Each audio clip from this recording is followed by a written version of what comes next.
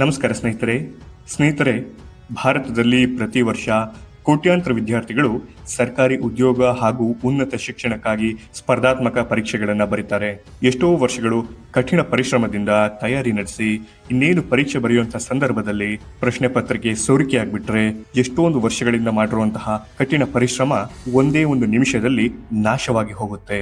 ಇದೇ ಕಾರಣದಿಂದ paper leak ಪ್ರಕರಣ ಇಡೀ ದೇಶದಲ್ಲಿ ಕೆಲವು ವರ್ಷಗಳಿಂದ ಒಂದು ದೊಡ್ಡ ಸಮಸ್ಯೆಯಾಗಿ ಪರಿಣಾಮವಾಗಿದೆ. ಇದೀಗ ಈ ಸಮಸ್ಯೆಗೆ ಶಾಶ್ವತವಾಗಿ ಬ್ರೇಕ್ ಹಾಕಲು ಕೇಂದ್ರ ಸರ್ಕಾರ ಹೊಸದಾದ ಮತ್ತಷ್ಟು ಕಠಿಣ ಕಾನೂನನ್ನ ತರಲು ಮುಂದಾಗಿದೆ. ಈಗ ಪೇಪರ್ ಲೀಕ್ ಮಾಡಿದ್ರೆ 10 ವರ್ಷಗಳವರೆಗೆ ಜೈಲು ಶಿಕ್ಷೆ ಹಾಗೂ 10 ಕೋಟಿ ರೂಪಾಯಿ ದಂಡ ವಿಧಿಸಲಾಗುತ್ತೆ. ಅಂದಹಾಗೆ ಯಾರಿಗೆ ಈ ಕಾನೂನು ಅನ್ವಯವಾಗುತ್ತೆ ಹಾಗೂ ವಿದ್ಯಾರ್ಥಿಗಳ ಮೇಲೆ ಯಾವ ರೀತಿಯಾದಂತಹ ಪರಿಣಾಮ ಬೀರುತ್ತೆ ಅನ್ನೋದನ್ನ ಈ ವಿಡಿಯೋದಲ್ಲಿ ತಿಳ್ಕೊಳ್ಳೋಣ. ಸ್ನೇಹಿತರೆ, ವರ್ಷಾನುಗಟ್ಟಲೆ ವಿದ್ಯಾರ್ಥಿಗಳು ಕಷ್ಟಪಟ್ಟು ತಯಾರಿಯನ್ನ ನಡೆಸ್ತಾ ಇರ್ತಾರೆ.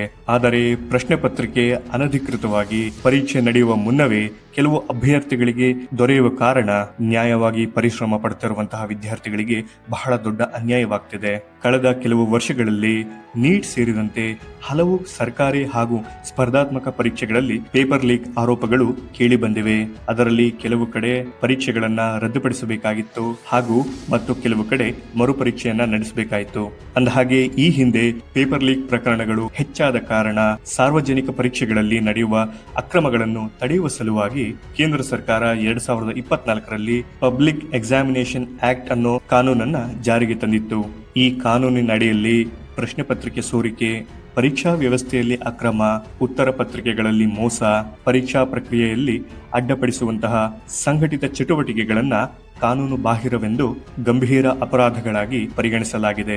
ಈ ಕಾನೂನಿನಡಿಯಲ್ಲಿ ಪೇಪರ್ ಲೀಕ್ ನಲ್ಲಿ ಭಾಗಿಯಾಗುವ ವ್ಯಕ್ತಿಗಳು, ಸಂಘಟಿತ ಜಾಲಗಳು, ಪರೀಕ್ಷಾ ನಿರ್ವಹಣೆಯಲ್ಲಿ ಭಾಗಿಯಾಗಿರುವ ಸಿಬ್ಬಂದಿ ಹಾಗೂ ಸಂಬಂಧಿತ ಸಂಸ್ಥೆಗಳ ವಿರುದ್ಧ ಕಠಿಣ ಕ್ರಮ ಕೈಗೊಳ್ಳಲು ರೂಪಿಸಲಾಗಿತ್ತು.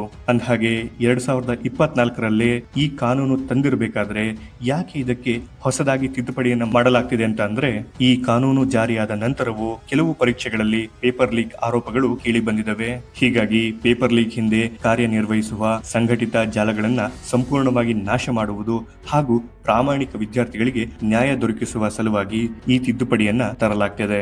ಅಂದಹಾಗೆ ಹೊಸ ತಿದ್ದುಪಡಿಯಲ್ಲಿ ಏನೆಲ್ಲ ಬದಲಾವಣೆಗಳಿದೆ ಅಂತ ನೋಡೋದಾದ್ರೆ, ಸಂಘಟಿತವಾಗಿ ಪೇಪರ್ ಲೀಕ್ ನಡೆಸುವವರಿಗೆ 5ರಿಂದ 10 ವರ್ಷದವರೆಗೂ ಜೈಲು ಶಿಕ್ಷೆ ವಿಧಿಸಬಹುದು ಹಾಗೂ ಗಂಭೀರ ಪ್ರಕರಣಗಳಲ್ಲಿ 50 ಲಕ್ಷ ರೂಪಾಯಿಯಿಂದ 10 ಕೋಟಿ ರೂಪಾಯಿವರೆಗೂ ದಂಡ ವಿಧಿಸುವ ಅವಕಾಶವನ್ನ ಈ ಹೊಸ ತಿದ್ದುಪಡಿಯಲ್ಲಿ ಸೇರಿಸಲಾಗಿದೆ.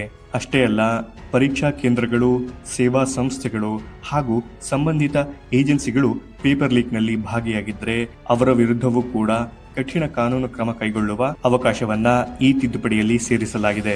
ಅಂದಹಾಗೆ ವಿದ್ಯಾರ್ಥಿಗಳ ಮೇಲೆ ಈ ಕಾನೂನಿನ ಪರಿಣಾಮವೇನನ್ನೋದನ್ನ ನೋಡೋದಾದ್ರೆ, ಪ್ರಾಮಾಣಿಕವಾಗಿ ಪರೀಕ್ಷೆ ಬರೆಯುವ ವಿದ್ಯಾರ್ಥಿಗಳ ಹಿತಾಸಕ್ತಿಯನ್ನ ರಕ್ಷಿಸುವುದೇ ಇದರ ಮುಖ್ಯ ಉದ್ದೇಶ.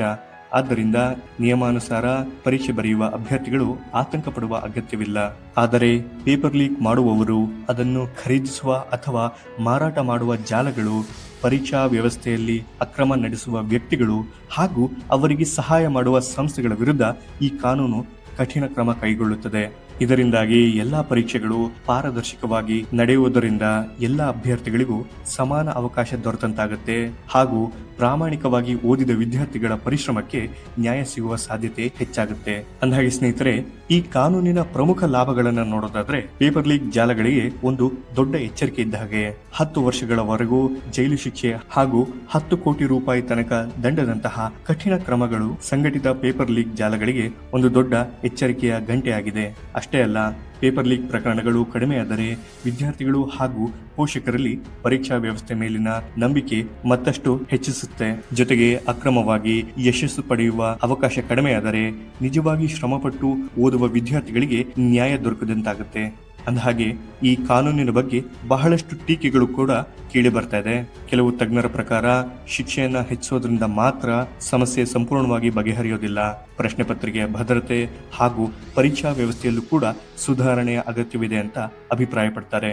ಅಷ್ಟೇ ಅಲ್ಲ, ಕಾನೂನು ಮಾಡೋದರ ಜೊತೆಗೆ ಅದನ್ನ ಜಾರಿಗೆ ತರೋದು ಕೂಡ ಅಷ್ಟೇ ದೊಡ್ಡ ಸವಾಲಾಗಿದೆ. ಕಾನೂನು ಎಷ್ಟೇ ಕಠಿಣವಾಗಿದ್ರೂ ಅದನ್ನ ಪರಿಣಾಮಕಾರಿಯಾಗಿ ಜಾರಿಗೆ ತರುವುದು ಬಹಳ ಮುಖ್ಯ. ತನಿಖೆಯ ಮೇಲ್ವಿಚಾರಣೆ ಮತ್ತು ತ್ವರಿತ ಕ್ರಮಗಳು ಸರಿಯಾಗಿ ನಡೆದಾಗ ಮಾತ್ರ ಇದರ ಪರಿಣಾಮ ಕಾಣಬಹುದು. ಇದರೆಲ್ಲದರ ಜೊತೆ ತಂತ್ರಜ್ಞಾನಕ್ಕೂ ಕೂಡ ಹೆಚ್ಚಿನ ಆದ್ಯತೆ ಕೊಡಬೇಕು. ಡಿಜಿಟಲ್ ಭದ್ರತೆ, ಸುರಕ್ಷಿತ ಪ್ರಶ್ನೆ ಪತ್ರಿಕೆ ವಿತರಣೆ ಮತ್ತು ಪರೀಕ್ಷಾ ಕೇಂದ್ರಗಳ ಮೇಲ್ವಿಚಾರಣೆಯನ್ನು ಮತ್ತಷ್ಟು ಬಲಪಡಿಸಿದಾಗ ಮಾತ್ರ ಇಂತಹ ಪೇಪರ್ ಲೀಕ್ ಪ್ರಕರಣಗಳನ್ನ ನಿಯಂತ್ರಿಸಲು ಸಾಧ್ಯವಾಗುತ್ತೆ ಅಂತ ತಜ್ಞರು ಅಭಿಪ್ರಾಯಪಡ್ತಾರೆ. ಸ್ನೇಹಿತರೆ, ಪೇಪರ್ ಲೀಕ್ ಅನ್ನೋದು ಕೇವಲ ಒಂದು ಅಪರಾಧ ಅಲ್ಲ, ಲಕ್ಷಾಂತರ ವಿದ್ಯಾರ್ಥಿಗಳ ಕನಸುಗಳಿಗೆ ಒಂದು ದೊಡ್ಡ ಹೊಡೆತ. ಮುಂದಿನ ದಿನಗಳಲ್ಲಿ ಸಂಸತ್ತಿನಲ್ಲಿ ಈ ತಿದ್ದುಪಡಿ ಅಂಗೀಕಾರವಾದ ನಂತರ ಎಷ್ಟು ಪರಿಣಾಮಕಾರಿಯಾಗಿ ಜಾರಿಯಾಗುತ್ತೆ ಹಾಗೂ ಎಷ್ಟರ ಮಟ್ಟಿಗೆ ಪೇಪರ್ ಲೀಕ್ ಪ್ರಕರಣಗಳನ್ನ ತಡೆಯೋದ್ರಲ್ಲಿ ಯಶಸ್ವಿಯಾಗುತ್ತೆ ಅನ್ನೋದನ್ನ ಕಾದ್ ನೋಡಬೇಕಾಗಿದೆ. ಸ್ನೇಹಿತರೆ, ಮುಂದಿನ ವಿಡಿಯೋದಲ್ಲಿ ಸಿಗೋಣ. ನಮಸ್ಕಾರ.